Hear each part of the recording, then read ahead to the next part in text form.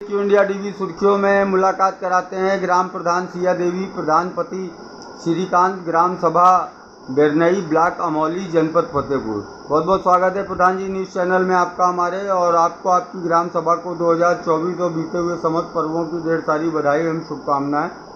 मिलते हैं प्रधान जी से, जानते हैं क्या विकास कार्य हैं, उनके क्या लक्ष्य हैं 2024 के। नमस्कार प्रधान जी। नमस्कार। सबसे पहले तो मैं आपको धन्यवाद देता हूँ जी, जो यहाँ चलकर मेरे विषय में जानकारी ली। जी, तो मैं एक छोटी सी ग्राम पंचायत बेरनई है जी, उसमें मेरी पत्नी सिया देवी उत्तम प्रधान जी है। जी, जी, इसके पहले मैं भी, जनता ने मुझको भी मौका दिया था जी, इसके पहले मैं भी प्रधान था। जी, अब मौका मिला है तो मैं सदस्य अपने खंड विकास अधिकारियों का, ग्राम पंचायत की जनता का या जिले के सारे समस्त अधिकारियों का, देशवासियों का बीते हुए पर्वों को ढेर सारी शुभकामनाएं देता हूं। और आने वाले समय में उज्जवल भविष्य, सारे लोगों का उज्जवल भविष्य हो, यही मेरी शुभकामनाएं हैं। सबसे पहले तो मैं ये चाहता हूं कि जो मुझको बीते वर्ष में बजट मिला उसके तहत मैंने नाली, आरसीसी व कच्चे कामों के संदर्भ में जो चकमार्गों में विवादित थे उनकी शिकायतें आई। जहाँ से शिकायतें आई उन शिकायतों को दूर करने के लिए मैंने कच्चे कामों में चकमार्गों की खुदाई कराई। इसके बाद जो भी बजट मिला उसके अधीन मैंने करीब 4 या 500 मीटर आरसीसी बनवाए। और जो भी ग्राम पंचायत में बजट मिलता है उसके तहत लोगों से मशविरा करने के बाद वो बजट को लगाया जाता है। जैसे खेलकूद के मैदान आपने देखा होगा जी, या पंचायत भवन आपने देखा होगा, जी, जी, अन्य इसी तरह के अन्य सारे काम मैंने कराए हैं। विकास कार्यों के क्रम में जो आपने विवरण दिया उसी क्रम में जैसे पानी की टंकी, उसका क्या स्टेटस है अपने यहाँ? पानी की टंकी जो सरकार की महत्वाकांक्षी योजना थी कि हर घर जल पहुंचाया जाए जी, तो उसके तहत टंकी तो बनवाई गई जी, लेकिन अभी टंकी केवल स्ट्रक्चर खड़ा हुआ है, ना तो अभी पाइपलाइन पड़ी है, ना अभी हम तीनों गाँव में जो है ना कनेक्शन की कोई सुविधा। खोद खाद के भाग गए, अभी खुदाई तो पाइपलाइन भी नहीं पड़ी तो अच्छा अभी आगे कार्यक्रम नहीं हुआ, केवल स्ट्रक्चर केवल टंकी का खड़ा हुआ वही है। 20-30% लगभग आज जो आपने 30% बताया। से ऊपर काम नहीं हुआ है। और खेलकूद का मैदान तो बना ही अपने यहाँ, पंचायत भवन बढ़िया बना हुआ है।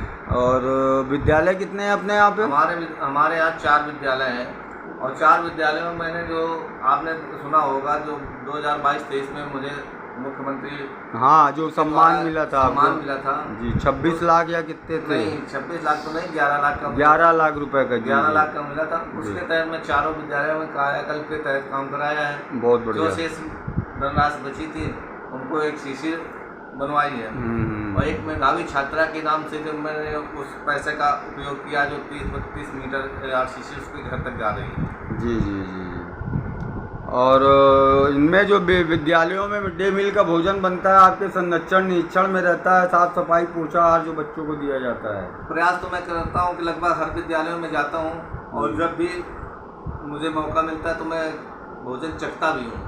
और अगर कोई कमी पाई गई तो मैं हेडमास्टर से या प्रधानाध्यापक से कहता भी हूँ कि भाई इस तरह से सुधार करिए, तो उन्होंने मेरी बात का समर्थन भी करते हैं।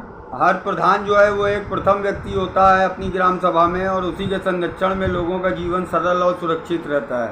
ये आपका दूसरा चरण है, लोगों के विश्वास में लगातार काबिज हैं आप। तो जो जिस चीज़ का जायज़ पात्र है उसकी पात्रता के आधार पर उनको सुविधाओं और योजनाओं का लाभ आप द्वारा प्राप्त होता रहे। अब प्रधान जी आवास जैसे इधर कितने आए गए, बांट डाले इधर अपनी? जब से मैं दोबारा प्रधान हुआ हूँ जी, तो मैंने लगभग 100 आवास दिए हैं। कुछ विकलांग थे, कुछ विधवा थे जी, जी, और कुछ जो है पात्रता के आधार पर मैंने जो सारे लोगों को दिया। बहुत बढ़िया। और जो रहे छूट भी गए तो आगे आने वाली सूची में उसको प्रयास करूँगा जोड़ा जाए। पेंशनों का क्या हाल चाल है अपने यहाँ पे?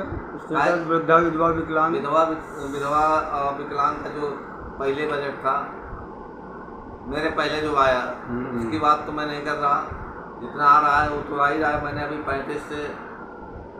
35 लाभार्थियों का पेंशन को जो है करवाया है। जी। अच्छा, अब जैसे वित्तीय बजट आपके पास 2024 में आता है आपकी ग्राम सभा, तो आपके जो विकास के सपने हैं उनमें प्रथम प्राथमिकताएं क्या होंगी? जैसे पैसा आया तो क्या लग रहा है एक दो काम है जो जरूरी कराने हैं आपको? जरूरी काम कराने के लायक तो यही है कि हमारे यहाँ तीनों गाँव में जो है बारात शाला नहीं है, मेन बारात शाला है। तो वो भी कार्यक्रम जो है वो सांसद विधायक निधि से ही होना है, आपको पता है, जैसे पानी टंकी आई है। हाँ, प्रयास तो करता हूँ कि किसी तरह ये हो हमारे गांव में बारात शाला का निर्माण हो। और एक मेरी इच्छा ये भी है कि एक अंत्येष्टि स्थल अगल बगल गांव में नहीं है, तो मेरे गांव में अगर अंत्येष्टि स्थल का प्रोजेक्ट विधायक या सांसद के द्वारा दिया जाए तो मैं उनके लिए बहुत धन्यवाद करूँगा। ये दो मुख्य बिंदु है, फोकस पॉइंट जो आपने बताया, एक बारातशाला और एक अंत्येष्टि स्थल। ये लक्ष्य है आपका 2024 कि अगर इस प्रयासों में लगभग कुछ हो जाए समाधान तो वो गांव के सब ग्राम सभा के सभी लोगों के लिए एक आसान रहे सब कुछ, जो भी उनको दिक्कतें महसूस होती हैं। और ब्लॉक स्तर पे आपका सामंजस्य ठीक है, कहीं कोई दिक्कत अड़चन किसी प्रकार की? ब्लॉक स्तर से तो मुझे किसी कर्मचारी से कोई शिकायत नहीं, चूँकि मेरा सहयोग सारे कर्मचारी, एक आपसी समझ अंडरस्टैंडिंग बनी रहती है। चलिए, बहुत अच्छा है। और जनपद वासियों को ब्लॉक स्तर पे ग्राम सभा में चलते चलते क्या संदेश है, क्या कहना चाहेंगे प्रधान जी? मैं जनपद वासियों को धन्यवाद देता हूँ कि मेरा जहाँ से सहयोग जितना हो सकता है वो जिले से भी होता है, ब्लॉक से भी होता है, और जनता ग्राम पंचायत की जनता के द्वारा भी मेरा होता है, इसलिए मैं उन सारी जनता को धन्यवाद देता हूँ। जी जी, चलिए प्रधान जी, जो आपके विकास के सपने हैं उनको आप अपनी समयावधि में पूरा करें, और वो हर एक व्यक्ति जो जिस चीज़ का जायज़ पात्र है, हकदार है, उसको उसकी पात्रता के आधार पर उसको सरकारी योजनाओं और सुविधाओं का लाभ आप द्वारा प्राप्त होता रहे। इन्हीं शुभकामनाओं के साथ चैनल से बात करने के लिए बहुत बहुत धन्यवाद आपका, और पुनः आपको आपकी ग्राम सभा को 2024 की और समस्त पर्वों की ढेर सारी बधाई एवं शुभकामनाएं। नमस्कार प्रधान जी। नमस्कार, धन्यवाद।